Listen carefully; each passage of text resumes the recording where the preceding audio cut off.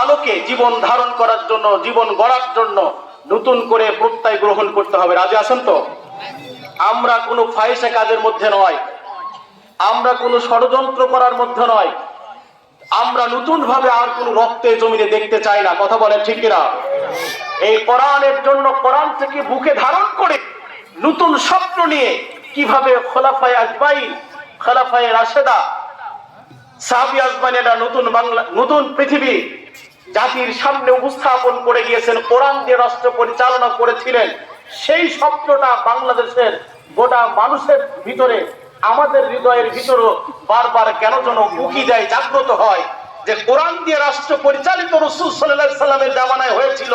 বাংলার জমিনটা একবার যদি কোরআনের রাষ্ট্র কায়েম হতো তাহলে আমাদের মনের তৃষ্ণা মিটে যেত। কথা বলেন ঠিক কিনা?